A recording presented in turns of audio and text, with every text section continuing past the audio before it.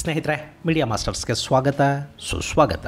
ಗೆಳೆಯರೆ, ಭಾರತದ ಸಂಸತ್ತಲ್ಲಿ ಪಾಕಿಸ್ತಾನದ ಬಗ್ಗೆ, ಆಪರೇಷನ್ ಸಿಂಧೂರದ ಬಗ್ಗೆ ನಡೀತಿದ್ದ ಚರ್ಚೆಯನ್ನ ಪಾಕಿಸ್ತಾನದ ಜನ ಸೇರಿ ಇಡೀ ಜಗತ್ತು ನೋಡಿದೆ.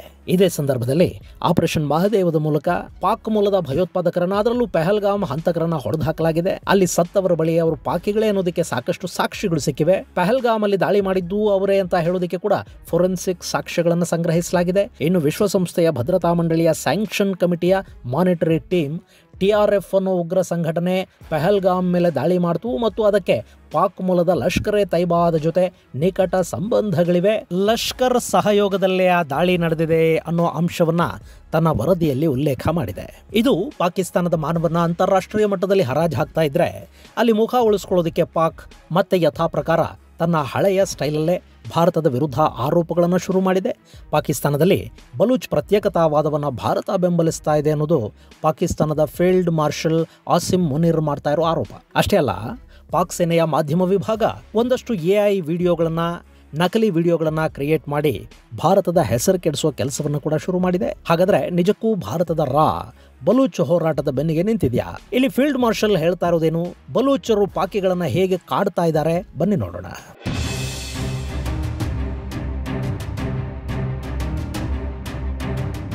ಗೆಳೆಯರೆ, ಪಾಕಿಸ್ತಾನದ ಸೇನೆಗೆ ಸದ್ಯಕ್ಕೆ ಬಲೂಚ್ ತಲೆನೋವು ತಪ್ಪೋ ಹಾಗಿಲ್ಲ. ಮೊನ್ನೆ ಮತ್ತೆ ಬಲೂಚಿಸ್ತಾನದ ಜಮುರಾನ್ ಬಳಿ ಪಾಕಿಸ್ತಾನದ ಸೇನಾ ಕಾನ್ವಾಯ್ ಮೇಲೆ BRAS ಅಂದ್ರೆ ಬಲೂಚ್ ರಾಜಿ ಆಜೋಯಿ ಸಂಗರ್ ಅನ್ನೋ ಸಂಘಟನೆ ದಾಳಿ ಮಾಡಿದೆ. ಪಾಕ್ ಸೇನಾ ನೆಲೆಗಳಿಗೆ ಹಾಗೂ ಸೇನಾ ಪೋಸ್ಟ್ಗಳಿಗೆ ಆಹಾರ ಮತ್ತು ಆಯುಧಗಳನ್ನು ಸರಬರಾಜು ಮಾಡ್ತಾ ಇದ್ದ ಟ್ರಕ್ಗಳಿದ್ದ ಕಾನ್ವಾಯ್ ಮೇಲೆ ದಾಳಿ ನಡೆದಿದ್ದು, ಅದರಲ್ಲಿ 5 ಪಾಕ್ ಸೈನಿಕರು ಸಾವಿಗೀಡಾಗಿದ್ದಾರೆ. ಕಳೆದ ವಾರ ಪಾಕಿಸ್ತಾನದ ಬೇಹುಗಾರಿಕಾ ಇಲಾಖೆಯ ಒಂದಷ್ಟು ಅಧಿಕಾರಿಗಳನ್ನು ಬಲೂಚ್ ಲಿಬರೇಷನ್ ಆರ್ಮಿ ಕೊಂದು ಹಾಕಿತ್ತು. ಇದರ ಜೊತೆ ಬಲೂಚ್ ಮಾನವ ಹಕ್ಕುಗಳ ಹೋರಾಟಗಾರ ಮೀರ್ ಯಾರ್ ಬಲೂಚ್ ಅಮೆರಿಕದ ಅಧ್ಯಕ್ಷ ಡೊನಾಲ್ಡ್ ಟ್ರಂಪ್ಗೆ ಪತ್ರ ಬರೆದಿದ್ದಾರೆ. ಇತ್ತೀಚೆಗೆ ಪಾಕಿಸ್ತಾನದಲ್ಲಿ ತೈಲವನ್ನ ಹೊರತೆಗೆಯೋ ಮಾತಾಡಿದ್ರಲ್ಲ ಟ್ರಂಪ್, ಅದಕ್ಕೆ ತೀವ್ರ ಆಕ್ಷೇಪವನ್ನ ವ್ಯಕ್ತಪಡಿಸಿರೋ ಮೀರ್ ಯಾರ್, ನಿಕ್ಷೇಪ ಇರೋದು ಬಲೂಚಿಸ್ತಾನದಲ್ಲೇ ಹೊರತು ಪಾಕಿಸ್ತಾನದ ಪಂಜಾಬ್ನಲ್ಲ, ನಮ್ಮ ನೆಲದಲ್ಲಿನ ತೈಲ ನಿಕ್ಷೇಪಗಳನ್ನ ನಿಮಗೆ ಕೊಡೋದಕ್ಕೆ ಪಾಕಿಸ್ತಾನ ಯಾರು ಅಂತ ಕೇಳಿದ್ದಾರೆ. ಅಲ್ಲಿ ನಡೀತಿರೋ ಘಟನೆಗಳು, ಎದ್ದಿರೋ ಬಂಡಾಯ ಇದ್ಯಾವುದು ಕೂಡ ಆಕಸ್ಮಿಕ ಅಂತೂ ಅಲ್ಲ. ಆದರೆ ಅದನ್ನು ನಿಭಾಯಿಸೋದ್ರಲ್ಲಿ ವಿಫಲವಾಗ್ತಾ ಇರೋ ಪಾಕ್ ಅದಕ್ಕೆ ಕೂಡ ಭಾರತವನ್ನು ದೂಷಣೆ ಮಾಡ್ತಾ ಇದೆ. ಗೆಳೆಯರೆ, ಅದು ದೇಶ ಇರಲಿ, ಜನ ಇರಲಿ, ಏನೋ ಕೆಟ್ಟದಾಗತ್ತೆ ಅಂದಾಗ ಬೇರೆ ಯಾರನ್ನೋ ದೂಷಿಸೋ ಬದಲು ನಮ್ಮ ಎಚ್ಚರಿಕೆಗಳನ್ನು ನಾವು ತಗೊಂಡು ಬಿಡಬೇಕು ಅಲ್ವಾ? ನಮ್ಮ ನಂತರ ಕೂಡ ನಮ್ಮ ಪ್ರೀತಿ ಪಾತ್ರರು ಯಾವ ಸಮಸ್ಯೆಗಳಿಗೂ ತುತ್ತಾಗದೆ ನೆಮ್ಮದಿಯಾಗಿರಬೇಕು ಅಂದರೆ ಅದಕ್ಕೊಂದು ಉತ್ತಮ ಆಯ್ಕೆ term insurance. Axis Max Life ಇನ್ಶೂರೆನ್ಸ್ನ ಟರ್ಮ್ ಪ್ಲಾನ್ ಪ್ರತಿ ತಿಂಗಳು ಕೇವಲ 577 ರೂಪಾಯಿಗಳಿಗೆ 1 ಕೋಟಿ ರೂಪಾಯಿವರೆಗೆ ಇನ್ಶೂರ್ಡ್ ಅಮೌಂಟನ್ನು ಕೊಡೋದಾಗಿ ಹೇಳುತ್ತೆ. ಹಾಗೆ ನಿಮ್ಮ ಮೊದಲ ಪ್ರೀಮಿಯಂ ಮೇಲೆ 15% ಡಿಸ್ಕೌಂಟ್ ಕೂಡ ಇದೆ. 99.7% ಕ್ಲೈಮ್ ರೇಟ್ ಇದೆ ಅಂತ ಅವ್ರು ಹೇಳ್ತಾರೆ. ಒಂದು ವೇಳೆ ಆಗಬಾರದೇನಾದರೂ ಆದರೆ ಕುಟುಂಬಕ್ಕೆ ಕೇವಲ 3 ಗಂಟೆಗಳ ಒಳಗಾಗಿ ಸೆಟಲ್ಮೆಂಟನ್ನು ಕೊಡ್ತೀವಿ ಅಂತ ಕೂಡ ಆಕ್ಸಿಸ್ ಮ್ಯಾಕ್ಸ್ ಲೈಫ್ ಹೇಳುತ್ತೆ. ಇನ್ನು ಇದರಲ್ಲಿ 54,600 ರೂಪಾಯಿವರೆಗೆ ಟ್ಯಾಕ್ಸ್ ಬೆನಿಫಿಟ್ ಪಡೆಯುವ ಅವಕಾಶನೂ ಇದೆ. ಇದರ ಜೊತೆ 64 ರೀತಿಯ ಕ್ರಿಟಿಕಲ್ ಇಲ್ನೆಸ್ ಕವರ್ ಅನ್ನು ಕೂಡ ಇದು ಹೊಂದಿರುತ್ತೆ. ಈ ಕುರಿತಾದ ಹೆಚ್ಚಿನ ಮಾಹಿತಿಗಾಗಿ ಡಿಸ್ಕ್ರಿಪ್ಷನ್ ಬಾಕ್ಸಲ್ಲಿರೋ ಲಿಂಕ್ ಅನ್ನು ಕ್ಲಿಕ್ ಮಾಡಿ ನಿಮ್ಮ ಕುಟುಂಬವನ್ನು ಸುರಕ್ಷಿತವಾಗಿಟ್ಕೊಳ್ಳಿ.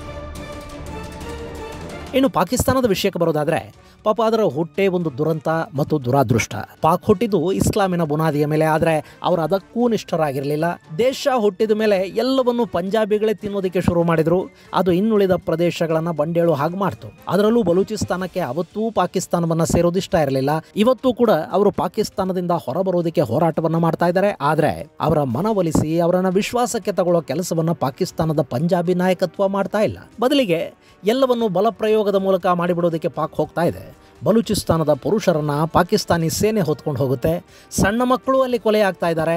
ಅಲ್ಲಿನ ಹೋರಾಟವನ್ನು ದಮನ ಮಾಡೋದಕ್ಕೆ ಡೆತ್ ಸ್ಕ್ವಾಡ್ ಅನ್ನೋ ಒಂದು ಪಡೆಯನ್ನು ಪಾಕಿಸ್ತಾನದ ಸೇನೆ ರಚನೆ ಮಾಡಿದೆ. ಅವರು ಮಾಡ್ತಾ ಇರೋ ಅಮಾನುಷ ಕೊಲೆಗಳ ವಿರುದ್ಧ ಅಲ್ಲಿ ಮಾನವ ಹಕ್ಕುಗಳ ಹೋರಾಟಗಾರರು ಪ್ರತಿಭಟನೆ ಮಾಡ್ತಾ ಇದ್ದಾರೆ.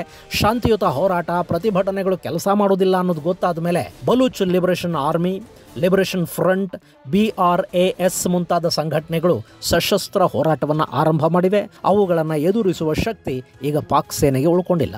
ಈ ವರ್ಷ ಮಾರ್ಚಲ್ಲಿ ಬಲೂಚ್ ಲಿಬರೇಷನ್ ಆರ್ಮಿ ಪಾಕಿಸ್ತಾನದ ರೈಲು ಹಳಿಗಳನ್ನು ಉಡಾಯಿಸಿ ಬೋಲಾನ್ ಮೇಲ್ ಅನ್ನೋ ಟ್ರೈನ್ ಒಂದನ್ನು ಹೈಜಾಕ್ ಮಾಡಿತು ಮತ್ತು ಆ ರೈಲಲ್ಲಿದ್ದ ಪಾಕಿ ಸೈನಿಕರನ್ನ ಗುರಿ ಮಾಡಿಕೊಂಡು ಬಲೂಚ್ ಲಿಬರೇಷನ್ ಆರ್ಮಿ ದಾಳಿ ಕೂಡ ಮಾಡಿತು. ಅದರ ಬೆನ್ನಲ್ಲೇ ಅದೇ ಮಾರ್ಚ್ ತಿಂಗಳಲ್ಲಿ ಬಲೂಚ್ ಹೋರಾಟಗಾರರು ಜಾಫರ್ ಎಕ್ಸ್‌ಪ್ರೆಸ್ ಅನ್ನ ಅದೇ ಬೋಲಾನ್ ಪಾಸ್ ಬಳಿಯಲ್ಲೇ ತಡೆದು ನಿಲ್ಲಿಸಿದ್ರು. ಅವತ್ತು ರೈಲಲ್ಲಿದ್ದ 100ಕ್ಕೂ ಹೆಚ್ಚು ಪಾಕ್ ಸೈನಿಕರನ್ನು ಕೊಲ್ಲಲಾಯಿತು. ಆ ಬಳಿಕ ಪಾಕ್ ಸೇನೆ ಆಪರೇಷನ್ ಗ್ರೀನ್ ಬೋಲಾನ್ ಅನ್ನು ಆರಂಭ ಮಾಡಿತು. ಆ ಆಪರೇಷನ್ ನಲ್ಲಿ 33 ಮಂದಿ ಹೈಜಾಕರ್ಗಳನ್ನು ನಾವು ಹೊಡೆದು ಹಾಕಿದೀವಿ ಅಂತ ಪಾಕ್ ಹೇಳ್ಕೊಳ್ತು. ಆದ್ರೆ ಅಲ್ಲಿ ಬಲೂಚಿಗರ ದಾಳಿಗೆ ಬಲಿಯಾದ ಸೈನಿಕರ ಸಂಖ್ಯೆ ಎಷ್ಟು ಅನ್ನೋದನ್ನ ಪಾಕ್ ಬಹಿರಂಗಗೊಳಿಸಲೇ ಇಲ್ಲ. ಇನ್ನು ಎಲ್ಲ ಪ್ರಯಾಣಿಕರನ್ನು ನಾವು ಕಾಪಾಡಿದ್ವಿ ಅಂತ ಸೇನೆ ಹೇಳ್ಕೊಂಡು ಬೆನ್ನಲ್ಲೇ ಬಲೂಚ್ ಯೋಧರು ಪಾಕಿಸ್ತಾನಿ ಸೈನಿಕರ ಹೆಣಗಳ ಫೋಟೋ ಬಿಡುಗಡೆ ಮಾಡಿ ಪಾಕ್ ಸೇನೆಯ ಮಾನವನ್ನ ಅಂತಾರಾಷ್ಟ್ರೀಯ ಮಟ್ಟದಲ್ಲಿ ಹರಾಜು ಹಾಕಿದ್ರು. ಇನ್ನು ಮೇ 8ನೇ ತಾರೀಕು ಬಲೂಚಿಸ್ತಾನದ 2 ಕಡೆಗಳಲ್ಲಿ BLA ದಾಳಿ ಮಾಡಿತು. ಅಲ್ಲಿ ರಿಮೋಟ್ ಕಂಟ್ರೋಲ್ ಅನ್ನ IEDಗಳನ್ನು ಬಳಸಿ 14 ಮಂದಿ ಪಾಕಿ ಸೈನಿಕರನ್ನು ಕೊಂದು ಹಾಕಲಾಯಿತು. ಈ ದಾಳಿಯಲ್ಲಿ ಸಾವನ್ನಪ್ಪಿದವರ ಪೈಕಿ ಪಾಕಿಸ್ತಾನದ 2 ಸ್ಪೆಷಲ್ ಕಮಾಂಡೋಗಳು ಕೂಡ ಇದ್ರು. ಇನ್ನು ಜುಲೈ 23ನೇ ತಾರೀಕು ಬಲೂಚಿಸ್ತಾನದಲ್ಲಿನ ಪಾಕ್ ಸೇನಾ ನೆಲೆಗೆ ಸರಕು ಸರಂಜಾಮುಗಳನ್ನು ಸಾಗಿಸ್ತಾ ಇದ್ದ ವಾಹನಗಳ ಮೇಲೆ ದಾಳಿ ಮಾಡಿದ್ದ ಬಲೂಚ್ ಹೋರಾಟಗಾರರು ಆ ವಾಹನಕ್ಕೆ ಬೆಂಕಿ ಇಟ್ಟರು. ಅದಾದ ನಂತರ ಬಸ್ಸೊಂದರಲ್ಲಿ ಬರ್ತಾ ಇದ್ದ ಪಾಕಿ ಸೈನಿಕರನ್ನ ನಡು ರಸ್ತೆಯಲ್ಲಿ ನಿಲ್ಲಿಸಿ ಅವರ ಐಡೆಂಟಿಟಿ ಚೆಕ್ ಮಾಡಿ ಅವರನ್ನು ಕೊಂದು ಹಾಕಲಾಯಿತು. ಇನ್ನು ಆಪರೇಷನ್ ಸಿಂಧೂರ್ನ ಸಮಯದಲ್ಲಿ ಬಲೂಚ್ ಹೋರಾಟಗಾರರು ಬಲೂಚಿಸ್ತಾನದ ಸಾಕಷ್ಟು ಪ್ರದೇಶಗಳನ್ನು ತಮ್ಮ ಹಿಡಿತಕ್ಕೆ ತಗೊಂಡ್ರು. ಅಲ್ಲಿ ಸ್ವತಂತ್ರ ಬಲೂಚನ್ನ ಘೋಷಣೆ ಮಾಡಲಾಯಿತು. ತಮ್ಮದೇ ಧ್ವಜಗಳನ್ನು ಕೂಡ ಬಲೂಚರು ಹಾರಿಸಿದ್ರು. ಜುಲೈ ಕೊನೆಯಲ್ಲಿ ಪಾಕಿಸ್ತಾನದ ಡೆತ್ ಸ್ಕ್ವಾಡ್ನ ಒಂದಷ್ಟು ಸದಸ್ಯರನ್ನು ಕೂಡ ಬಲೂಚ್ ಲಿಬರೇಷನ್ ಆರ್ಮಿ ಹೊಡೆದು ಹಾಕಿತು. ಅಲ್ಲಿ ಪಾಕ್ ಸೈನಿಕರ ವಿರುದ್ಧ ನಡೀತಿರೋ ದಾಳಿಗಳಿನ್ನೂ ನಿಂತಿಲ್ಲ. ಇದುವರೆಗೆ ಅಂದರೆ ಕಳೆದ 6 ತಿಂಗಳಲ್ಲಿ ಸುಮಾರು 700ಕ್ಕೂ ಹೆಚ್ಚು ಪಾಕ್ ಸೈನಿಕರನ್ನ ಕೊಂದು ಹಾಕಿರುವುದಾಗಿ ಬಲೂಚ್ ಲಿಬರೇಷನ್ ಆರ್ಮಿ ಹೇಳ್ಕೊಳ್ತಾ ಇದೆ. ಇದು ಪಾಕ್ ಸೈನಿಕರಲ್ಲಿ ಭಯ ಹುಟ್ಟೋದಕ್ಕೆ ಕಾರಣ ಆಗ್ತಾ ಇರೋ ಅಂಶ.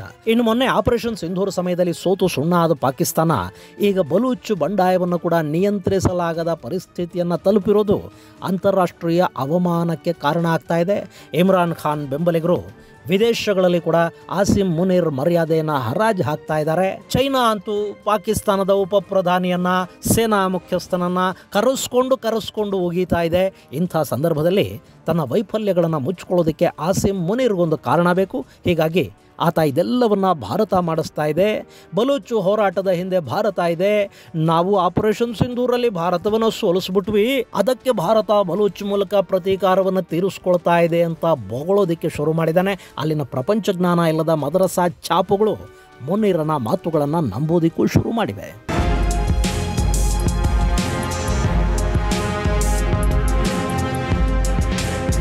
ಗೆಳೆಯರೆ, ಇಲ್ಲಿ ಬಲೂಚ್ ಹೋರಾಟಗಾರರಿಗೆ ಬೆಂಬಲವನ್ನು ಕೊಡ್ತಾ ಇದೆ ಅನ್ನೋ ಆರೋಪಗಳನ್ನು ಪಾಕಿಸ್ತಾನ ತುಂಬ ದಿನಗಳಿಂದ ಮಾಡ್ತಾ ಇದೆ. ಆದರೆ ಅದಕ್ಕೆ ಯಾವ ಸಾಕ್ಷಿಯನ್ನು ಕೊಡೋದರಲ್ಲಿ ಪಾಕ್ ವಿಫಲ ಆಗಿದೆ. ಇನ್ನು ರಾದ ಬೆಂಬಲ ಅಥವಾ ಭಾರತ ಸರ್ಕಾರದ ಬೆಂಬಲ ಬಲೂಚ್ ಹೋರಾಟಕ್ಕೆ ಇದ್ದುಬಿಟ್ಟಿದ್ರೆ ಬಲೂಚ್ ಅನ್ನೋದು ಇಷ್ಟೊತ್ತಿಗೆ ಸ್ವತಂತ್ರಗೊಂಡು ಬಿಡ್ತಾ ಇತ್ತು ಏನು? ಈ ಮಾತನ್ನ ಬಲೂಚ್ ಹೋರಾಟಗಾರರು ಸಾಕಷ್ಟು ಬಾರಿ ಹೇಳಿದ್ದಿದೆ. ಆಪರೇಷನ್ ಸಿಂಧೂರ್ ನಡೆಯುವಾಗ ಇಡೀ ಬಲೂಚಿಸ್ತಾನ ಭಾರತವನ್ನ ಬೆಂಬಲಿಸ್ತು.